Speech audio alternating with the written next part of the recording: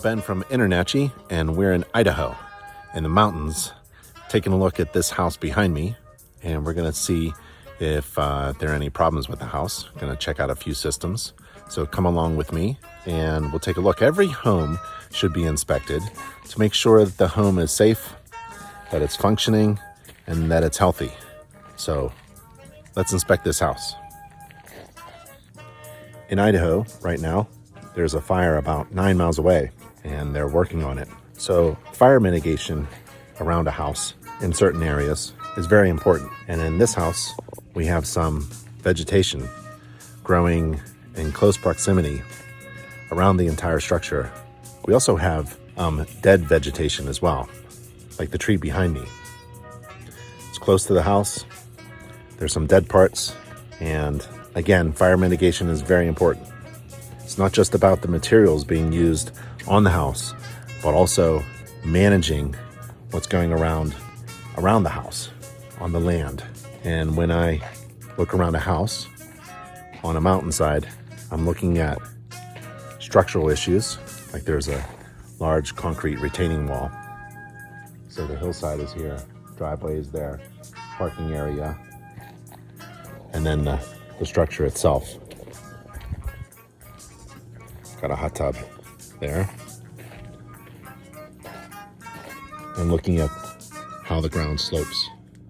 So when you're on a hillside, how is the soil around the structure? And is there any erosion? And are there any indications of movement? And on this house, we've got a really nice deck structure. But I'm gonna take a look at the wooden components where they go into the ground. And I can see that the post here behind me, I don't know if you can tell, but it's not plumb. So there's some movement here. Let's take a look closer. And this is the reason why. So we have some deterioration of the wooden components, the retaining wall, but also we have a bit of a settlement here because the bottom of this post has rotted away and it's compressed. It's also shifting out. So it's not actually, it's kicking out this way, down the hill. So we'll take a look at the other components, like the deck structure there. So we don't want to see small 4x4 components. We want to see large 6x6, 8x8 load-bearing posts. So what we have here is some small 4x4s. They're not attached at all at the top. I'm not sure about the footing either. So I'll take a closer look at the deck structure. But again, thinking about, even though it's a dry area in the summertime, it snows a lot and it melts. So we still have to think about managing water around this mountain cabin in Idaho. Now we can take a look at the roof. Metal roof. Looks like an access point there, or maybe a repair.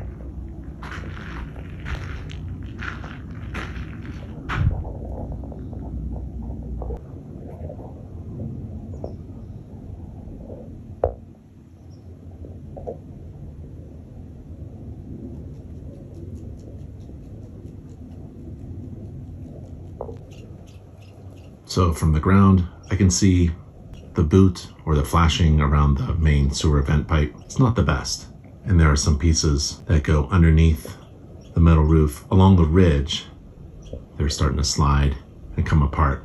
And then on this porch deck here, I have some insulation, some foam insulation installed.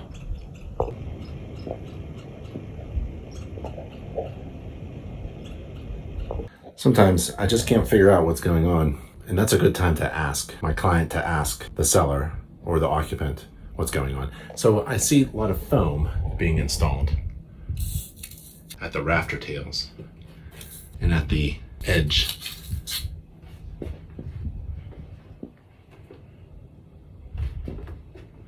Just not sure why they're filling in. these areas. It doesn't need to be insulated. It's not used for fastening or securing anything.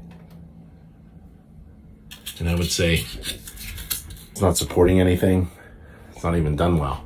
I'll just put that in a report as a question to ask. And as I go around the deck from above, taking a look at the deck structure, I'm not a pest management inspector, but I will comment for my clients if I see signs of pests, mice, rats, wood destroying organisms. And I thought initially this was mouse droppings, but actually it's from bats above my head. So they're up there near the ridge, and the droppings are below, all along here. So kind of common for an infestation of bats in a mountain. If I look down, I'm looking down at droppings as well, along a deck or on the outside of the property, along the foundation. Sometimes mice will leave their droppings near holes. But roofs like this have so many good places to kind of nest. I see droppings below. Above, yep, there's a little area there. And maybe that, see, it was sealed with sealant. And maybe that was why we have so much foam here and there on the other side. Not sure. Good question to ask though. I'm walking around the exterior, and home inspectors, we think of a house as a system of interdependent parts. And when one part affects another part, it's pretty commonplace. So I'm looking around for the bats, right? And the droppings.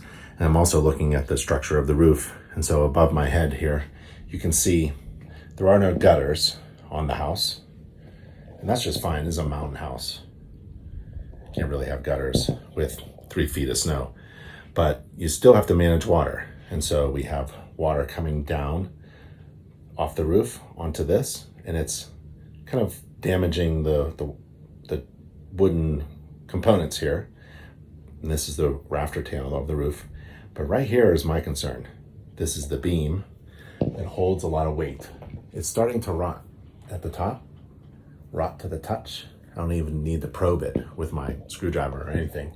It's also starting to crack and slide. And that's a large load-bearing component, as well as that rafter there.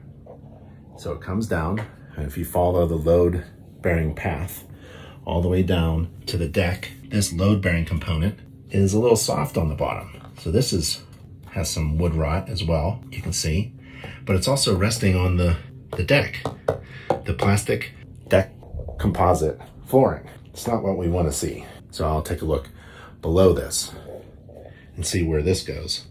There should be a beam at least, or maybe a post underneath this one. So what we have is you're inspecting one thing, and you bump up against something else. Very common. Now, how do you report it? Well, if you're using software, you just simply click from one to the other. And that's the only load-bearing component that I would be concerned about. Up here is that roof structure with no gutter, and that's okay. But there's that one beam coming out. There it is there. And that's where you see wood rot and cracking. And then this post comes down. We see some wood rot here. And then where is it below? This is good. A very large girder. And it comes over here. It's resting on this beam, and that is on concrete. So we have an off-plumb load-bearing post. Above us, we have a beam that goes up to that corner up there, and way up there, there's wood rot, a structural problem. So a couple things need to be attended to, and that's the fun part of being a home inspector.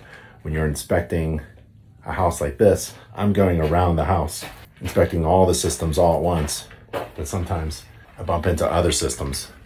Sometimes I don't even know what I'm looking at, but eventually we'll figure it out, right?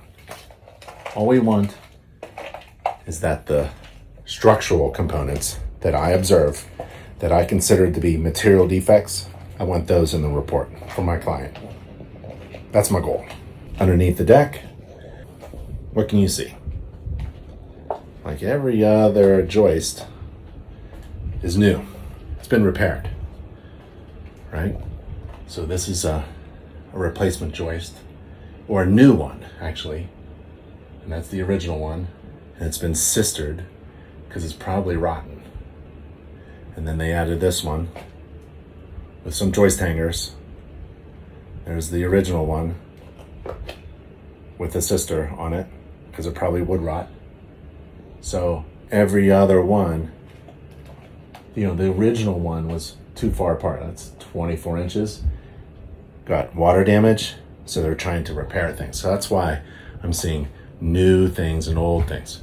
And here's a old floor joist here with a big crack in it. And it was sistered with a 2x4.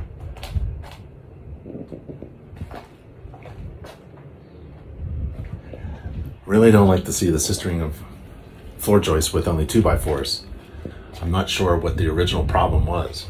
Must have been a lot of wood rot, I would assume. So now, because of that observation, I'm gonna go around the entire structure one more time, take a look for wood rot on floor joists and see if there has been any indications of prior water damage and repair.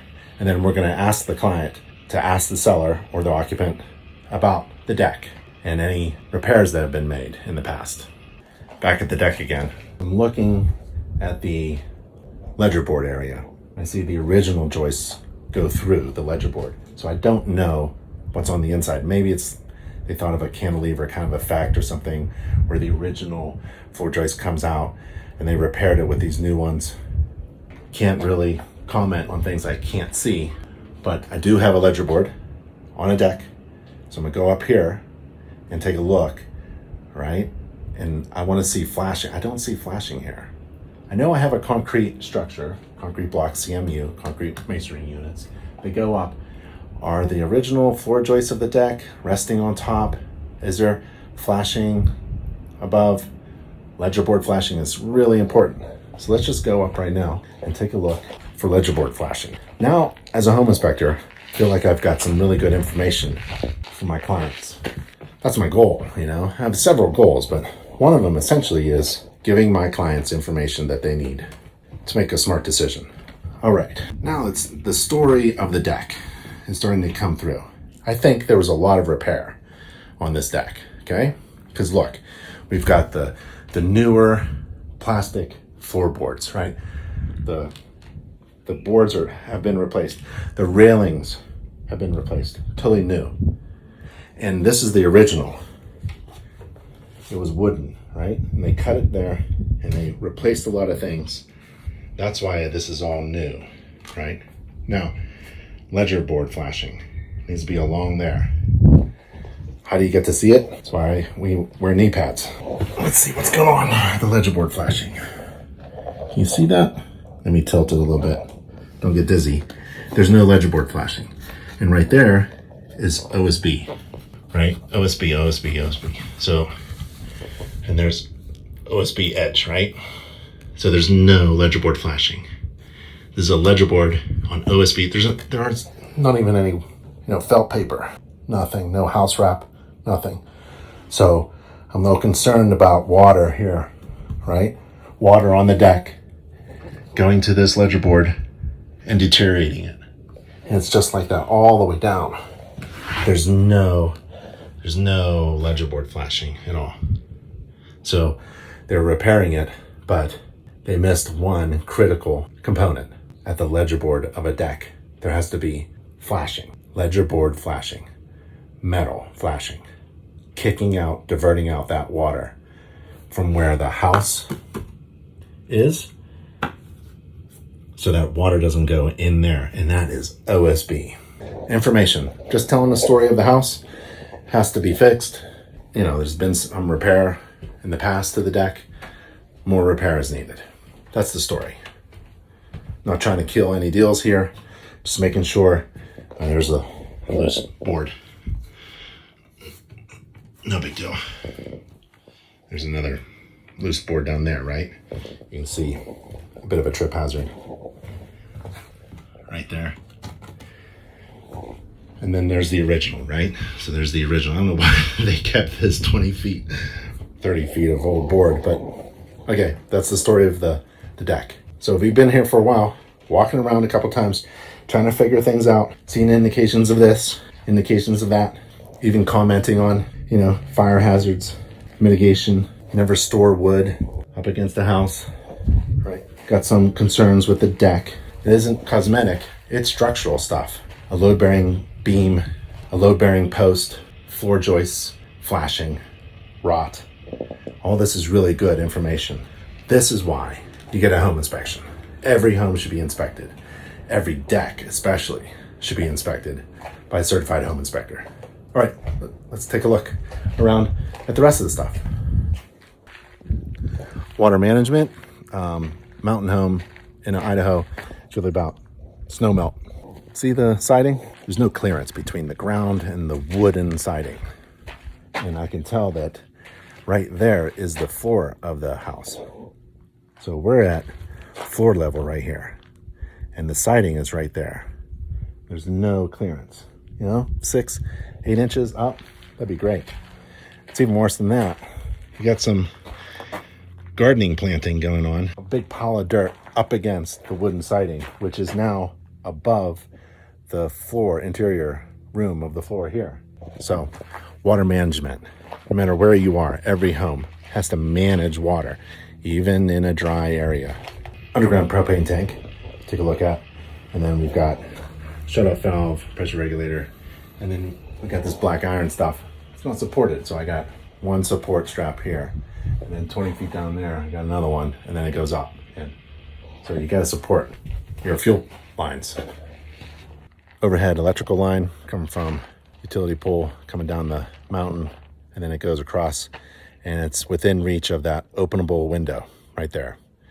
There's the meter and the drip loops right there, but that's the second floor loft, bedroom, I'm assuming, in this type of structure, and you can't have that. And then as a home inspector, we use all of our senses, so I hear probably a bathroom exhaust fan above my head, and there it is, which is good. All bathrooms should exhaust outside, but the termination should have a hood and a screen, and it should be watertight to prevent water and vermin from going in. And the exhaust pipe looks like a real cheap plastic thing. I'm not sure how reliable it is on the inside. Oh, and here's the, looks like something got in there or bumped into it. I'll wash my hands later now. So that bathroom exhaust, some attention to be done there with the termination and the pipe itself. And here's the main shut-offs. Closed. And one last thing about the deck. The railing can permit a child to fall through. So we don't want any little ones falling through the space in between the wire of the guard. The guard is to protect you from falling out, but also it has to prevent little kids from maybe climbing, using it as a ladder, or falling. And if they did fall, that's a good 15-foot drop. It could be fatal. So we don't want large spaces in our deck railings. Guards. That's the vertical part that prevents you from falling, right? A handrail is different from a guard. A handrail is graspable, and it's usually on some steps. And so if my client needed a handrail for these front steps at the deck, it's missing. I'm not a code inspector.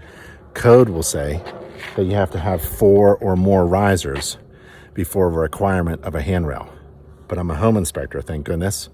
And maybe my client needs a handrail for every step of a stairway. So I can put that in the inspection report, that a handrail for my client would be recommended because my client needs it. This is not a code inspection. This is not a code violation. It's really just a recommendation, and my recommendations have no weight. I'm not a code inspector. I can't require somebody to fix anything. It's really just a recommendation. All right, so let's go in. Oh, torn screen. Minor. Well, the staircase that goes up to the upper level where the second bedroom area is, I'm missing a handrail at those first 2 steps, and actually there's no handrail, that graspable handrail at all. And so this is the cabin. It's kind of like an A-frame, big tall ceiling. There's the staircase, no handrail. Big fan, providing circulation. There's no central air conditioning. There's a window air conditioner. I'll show you later. And right there is that sewer vent pipe through the roof. Do you remember that? Just a spider web. No major water problems that I can see from there. And then there's a closet. Turn on the light. And then the pipe goes up, and they stuffed plastic bags up there. All right. But no indications of active roof leaks. So that's good. There's the heating stove. It's not wood burning. There's the electric. So it's gas, drip leg, shut-off valve, electric baseboard. So electric baseboard throughout the house. This is just a nice looking stove with the normal operating controls. It's off. There's the limit switch and then a connector pipe to the exhaust outside that we saw earlier. Nice stove. It's electric baseboard throughout the house. About a half a dozen of them. So I think they rent this out because they have that labeled. And there's the interior. Representative number of windows and doors, and I take a look at the floor and the ceiling, looking for active roof leaks or safety issues. That's the dining room and the kitchen. So let's take a look at the kitchen. I do the same thing on every kitchen. I run the hot and cold water, has a dish sprayer, and a garbage disposal. I'll take a look for plumbing leaks at the drain pipes and the water supply and electrical connection to the garbage disposal. Turn that on. GFCI protection at all kitchen counter receptacles. You can use the test button or your GFCI tester. And that's the window air conditioner. There's the air conditioning in the kitchen window. So we'll turn it on, make sure it kicks on. Obviously it's just one little unit. And the gas stove, nice gas stove, anti-tipping device installed. I'll turn on all the range burners, make sure everything is working, including the oven and the vent. It looks good. Brand new microwave. I'll turn that on with the microwave leak detector. And the vent, it doesn't go outside, so it doesn't go anywhere, actually. And there's the dishwasher, but I'm not going to turn it on because it's at an angle. It's at an angle there. It's not even straight, and the door won't even open very well. I don't think it's being used. So something's up with the dishwasher. Bathrooms. Basically do the same thing, same inspection process. It's a process, right? So you can delegate down these tasks. If you have a process in place, check the shower head flow, make sure it's functional, look at the flooring, maybe step where the flooring meets the tub and the toilet, flush it again. You want functional flow from the fixtures running simultaneously. Look at the trap, not the best trap there. Look for plumbing leaks. Test the GFCI protection at the receptacles in the bathroom, and the vent fan should exhaust outside. It does. And then there's a heating unit in the bathroom, and the door opens and closes. Turn everything off. Hot and cold water. tub, drain stopper. Looking good. Let's go to the next one. This is the main bathroom, master bathroom. Same process, right? Anybody could do this. Hot, cold. Flush the toilet. Make sure it's stable on the floor. Look for plumbing leaks at the valve and the connections. Turn on the bathroom tub or shower. Hot and cold. And you want functional flow. When simultaneously running fixtures, let's flush it again. No plumbing access behind the shower, but that's okay. And look for plumbing leaks. There's a drain and hot and cold water valves and GFCI protection at the receptacles. And there's the ventilation. It's a window and also an exhaust fan above that goes outside. Still functional, hot and cold water, turn everything off. Look at the heating source, electric unit, and the door opens and closes. And that's about it. Looks pretty good. Down in the basement, we have a fire hazard. Some kind of scorching at the heating unit down in the basement. That's a defect. Here's the electrical panel, all the breakers. We saw the main shutoff breaker on the outside. All the breakers are identified here. That's good. Not required to remove the dead front. There's the laundry. Got the dryer. Got the clothes washer. Supply hoses, drain. Electric supply, should be GFCI protected. Looking for plumbing leaks, fire hazards. There's the dryer, electric dryer, exhaust outside. Confirm that. Laundry, hot, cold water, no leaks. And then next to it is the water source, hot water source. The drain pan, if it leaks, it's going to drain on the floor and into the drain floor. Okay, all right. That's kind of odd, but it's electric. There's the hot, cold go in, hot go out, bonding in between. And the TPR valve right there at the top, it's not discharging to the floor. Hazard, defect. And the electrical connection, and that's actually a little loose right there. That's a defect that needs to be fixed. And there's the laundry room with an extra refrigerator. In the basement room.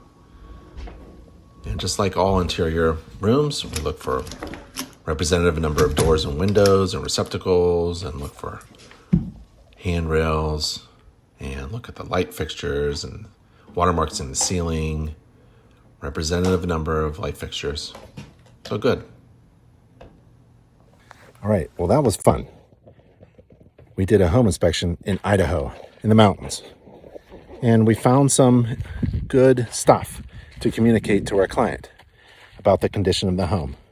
I'm not trying to kill a deal here if this was a real estate transaction. I'm just trying to tell the story of the home. And I'm assuming my client wants to move in. They found this dream home, and the things that I find that are major defects, I'll put in the report for a reason, so that it gets fixed. That's the one thing I can't do for people. We can find things that needs fixing or correcting, repairing or maintaining or monitoring, but we can't do it for them. So what we are as home inspectors are simply storytellers. I'm trying to tell the story to my client of their home. And if there's a need for some repair, well, that's going to be in the report. Maybe they can use the inspection report as a checklist. And hopefully they can fix the things that we found that were major. I'm Ben Gromicko from InterNACHI. That's the International Association of Certified Home Inspectors. And we just did a home inspection at a home in the mountains of Idaho.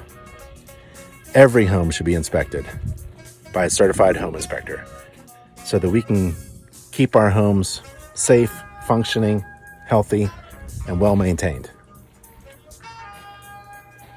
Well, I'll see you on the next home inspection. Bye.